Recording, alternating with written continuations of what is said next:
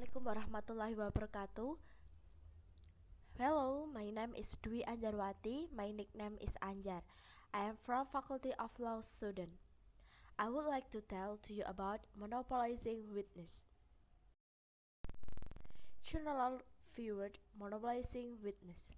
In racial diverse metropolitan areas throughout the country, school district boundary lines create impermeable borders, separating affluent and predominantly white school districts from low income, predominantly non-white school districts. The existence of predominantly white and influential school districts in racial diverse metropolitan areas has material consequence and symbolic meaning. Material such district receive greater educational input such a higher per pupil spending, higher teacher quality, and narrower facility than their neighboring more racial diverse districts. Symbolically, owing to the material and status beside value attached to witness, the districts are also viewed as elite, which creates a magnetic effect that draws white affluent families. Despite the material consequence and symbolic meaning of maintaining predominantly white school district, a limited amount of scholarship address racial segregation in school from the vantage point of white students. Introduction. His city of Mountain Brook, Alabama, a suburb of Birmingham, provides an illustrative example. Fewer than 5 miles separate Birmingham and Mountain Brook, yet the Mountain Brook School District is 96% white, while the neighboring Birmingham City School District is around 70 black. In the Mountain Brook School District, fewer than 1% of the students qualify for free and reduced lunch. The dissonance between the racial and socioeconomic makeup of the Birmingham and Mountain Brook School District is not an anomaly. 1. Conflict. You can describe the topic of the section here. Consequently, the clustering of whites together in public school district within racial diverse metropolitan areas has material consequence and symbolic meaning. One immediate material consequence relates to the distribution of educational inputs and outcomes. School districts that enroll predominantly with white student bodies are more likely to have high-quality educational inputs like highly qualified teachers, rigorous classes, and new physical facilities.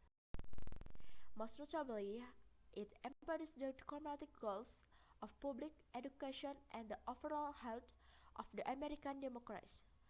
Public education is often touted as the great equalizer.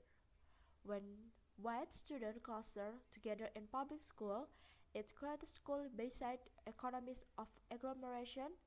This article uses the term economic of agglomeration, as it is used in the urban economic context to mean material benefits that occur when firms in the same industry locate next to one another.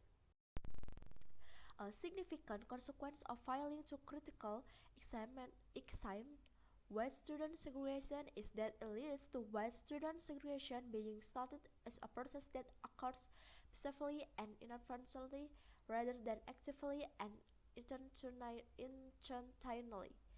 Starting white student segregation as the result of passive and inadvertent process diminishes the political will to address the issue through police prescriptions.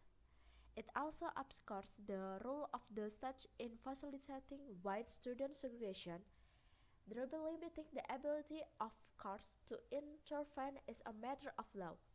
Spellpad with study segregation is normalized as an issue for which no political or legal solution is necessary or possible. This article takes on the text of critical examining the problem of white student segregation in racial diverse metropolitan areas. 2. Explanation. You can describe the topic of the section here. Part 1.